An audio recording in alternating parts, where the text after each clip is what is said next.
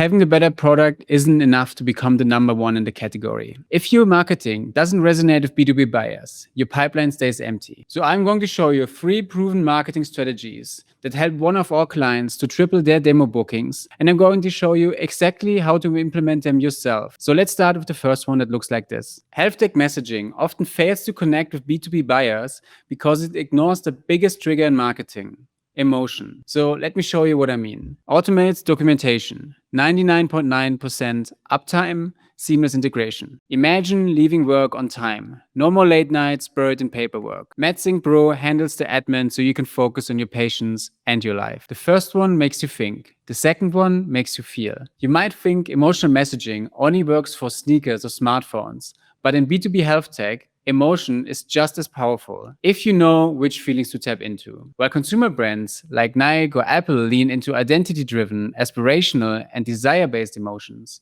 the feelings you want to trigger in health tech are completely different. Because even the most technical products have emotional benefits. Buyers need to make a shortlist decision first. If your message doesn't hit the right emotions, you get filtered out before sales even has a chance. The SAFE framework helps you instantly connect with buyers to make it on the shortlist. And the S is a very fundamental and often invisible factor behind almost every health tech buying decision. In health tech, safety isn't optional. Buyers are constantly thinking, will this create clinical risk? Could this trigger a compliance issue? What happens if this breaks? If your messaging reduces perceived risk, operational, legal, or patient-related, you instantly lower resistance. For example, AI with clinicians always in the loop. So the next part of the SAFE framework is really simple and critical for winning internal approval. Buyers think, can I defend this in a board meeting?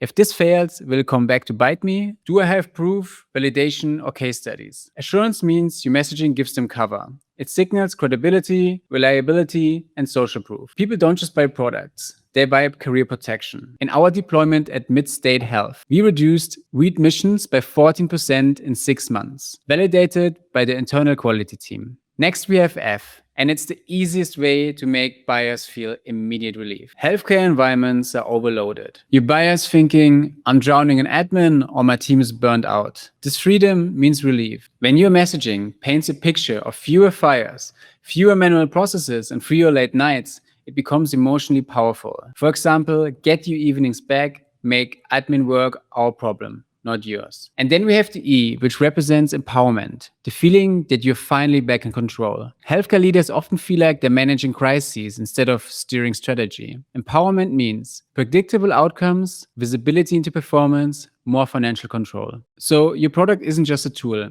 It gives them control in an environment that feels uncontrollable. That's emotionally compelling. For example, stop spending hours on tasks that aren't reimbursed. Improve patient safety and practice profitability with our remote monitoring tool. So strategy number 1 is to lead with emotion and to justify with logic. And the SAFE framework will make sure you're always hitting on the right emotions. So let's look at the next strategy that'll make your messaging instantly more convincing and get you onto more shortlists. Imagine you're standing in the Home Depot parking lot with 50 sheets of drywall and it's about to rain.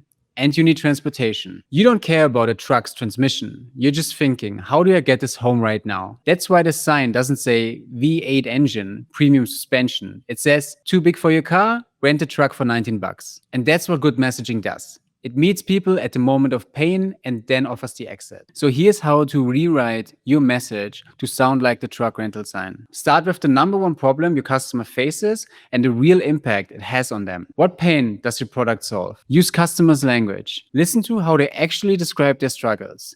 Maybe it takes too many clicks to find what we're looking for. Use their words, not yours. Think like a beginner. Set aside your insider knowledge. Imagine you know nothing about your product. What would you need to know about it? This helps you uncover what really matters to your audience.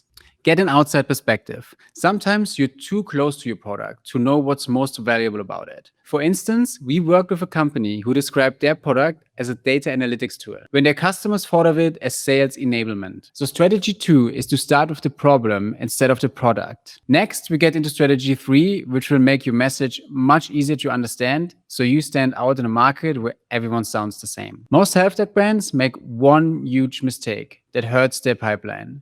They think buzzwords and jargon make them look smart and they're technology innovative. But in reality, it only confuses people. So let me show you the difference side by side so you can see it instantly. Optimizing clinical workflows via predictive big data. We help doctors save 2 hours a day. See that? The left side is noise. Nobody knows what it actually means. And now let's look at the right side. See how much easier it is to understand?